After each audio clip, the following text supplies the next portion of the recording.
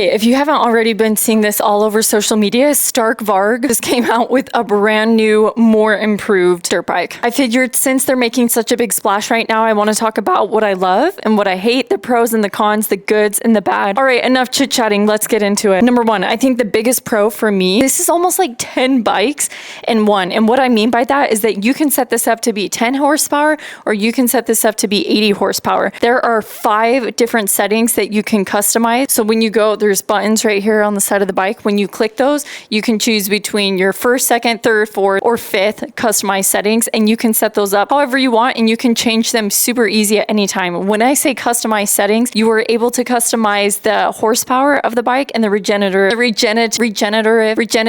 braking. When I'm teaching my friends to ride, I don't have to put them on a little pit bike. I get to put them on an actual sized bike, and I can just turn the power way down. And then when I want to ride it, I'm going to turn it up to like 35, 40 horsepower. And if I want to hand it over to my husband, we'll turn it up to like 50, 60. If I want to give it to a pro, I mean, they can turn it up to whatever they want. So really, you're getting a lot of different bikes just in one. I think that's super special because there's no other dirt bike in the entire world that can do that. Other thing that I absolutely love, and the moto daddies might love this too, actually, because I know you guys be taking care of everyone's bikes. I know you guys be doing the maintenance on everyone's bike, your wife's bike, your kids' bikes, all those little 65s that you have in your garage. I know that you're doing the maintenance on those things. And when you start to do the maintenance on everyone's bikes, they start to add up. And this is almost like, essentially, it's almost like no maintenance at all. You don't have to change oil. There's no air filter to change. I think the only maintenance that I do on this bike is really just like keeping up with my chain and then checking my tire pressure. Maybe there's other stuff I should be doing, but really those are the only 2 things that I do. So it's super nice that Friday night comes around. I'm not like,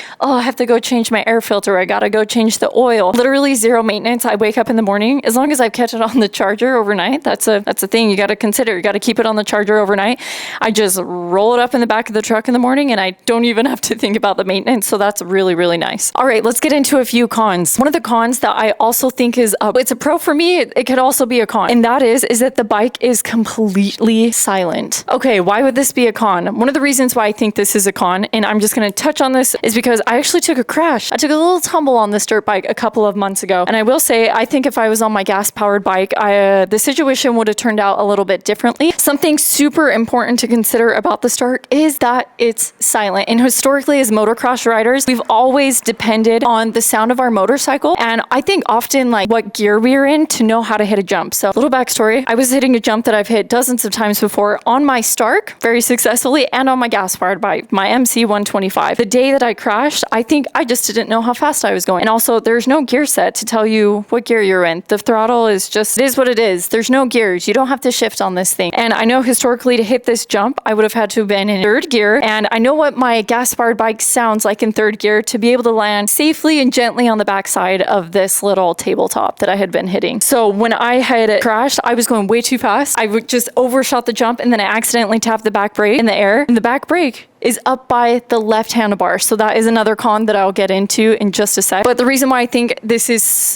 it's hard to call it a con because again, this is totally user error. I think it's just because I hadn't had enough time on the bike. You're taking one of the variables out when it comes to hitting a jump. I think when you are riding motocross, historically, you are listening to the sound of the bike, and you're also relying on what gear you were in, and visually as well. Like you're interpreting speed as you're ripping down the track, right? And so when you take one of those variables out, which is sound, I think it makes things a little harder to interpret your surroundings and tell how fast you are going. So again, this kind of a pro, kind of a con. If you can just get enough time on the bike, I don't think it'll be a problem. I think I was just getting too comfortable. When you're just relying on sight, I think it's a little harder to tell how fast you're going. I think sound does play a big part. So I think that's just something you need to be careful with and consider when you are riding the bike. I also wanted to touch on the back handbrake. Now, if you are coming from a mountain bike background, having the back handbrake where the left hand is, where the clutch used to be on a traditional dirt bike, I don't think that's a big deal because you're already used to both of the brakes being up by both of your hands.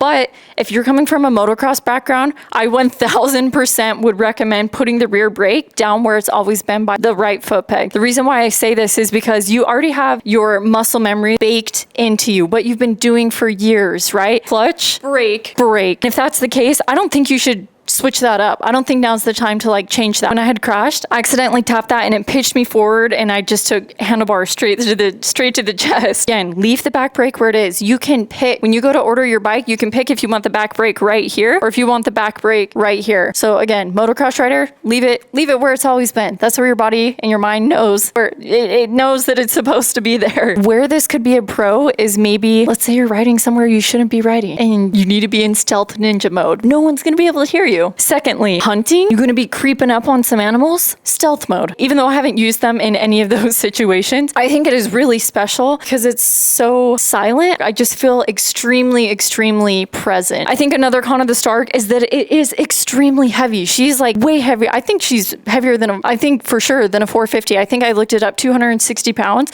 So she's thick.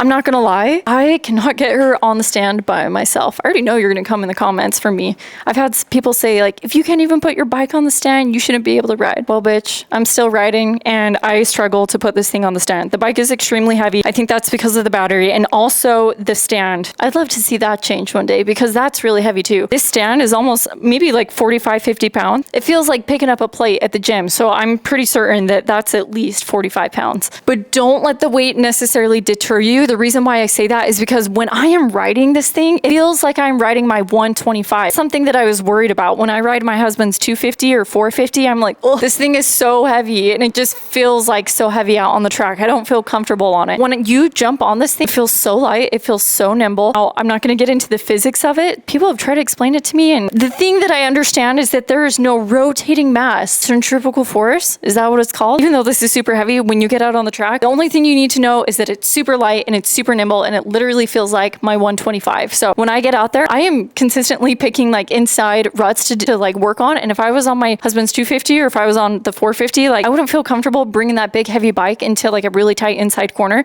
But on this thing, she's like a cloud. I don't know how to explain it. She's just super lightweight and nimble. And that's what I love about her. Okay, so those are all the pros and the cons. I gave you everything. I wasn't holding anything back. Again, let's go over the pros really quick. It's like 10 bikes in one. Another pro is that you have zero maintenance. I think a con would be that she's heavy. Something that's also kind of pro-con borderline is maybe that she's silent. That's just something that you're gonna have to get used to. And that just comes with time. So don't go out and like rip this thing and try and go off the triple. Take your time. Just take your time warming up to this thing because it's different. When you're going down and you're totally in silence, it's a different experience. So just take it easy. Third, I would recommend putting the back brake where it's always been. It sounds cool having it up here. I don't like it. That's not normal for motocross people. Put it down where it's always supposed to be. Okay, let's go over some of the new things that the new Stark has because these are kind of exciting. And I pulled up a list right here. One of the biggest changes is that the battery life of the new Stark, so MX 1.2, it's going to have 20% more battery life.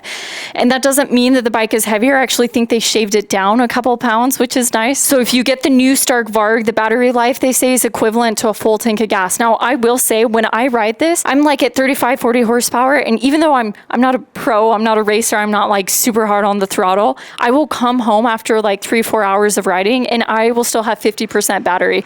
My husband takes this thing out, we're gonna come home with like, I would still say like 30-40% battery, and he's way faster, way more on the throttle than I am, and that's maybe set up to like 60 horsepower when he rides it. So I'm not even getting like a full battery's worth. I don't have to bring a generator or anything. I don't have to charge this thing at the track. I just put it on the charger when I get back home. The new MX 1.2 also has chassis and frame enhancements. It has electrical redesign and wiring, gearbox and chain guide, Arkenstone smart display, and lap mode. Oh, that's another cool thing. So they totally redid, and I didn't think there was a problem with this one, but they upgraded. So this is actually an Android phone. If you needed to make a call or if you wanted to like snap a picture and then put this back in the bike, you could. So there is a Stark app on this thing, and this is where you're going to set up your horsepower. You can see your miles per hour, kilometers per hour, however you want to set it up is all going to be in the phone.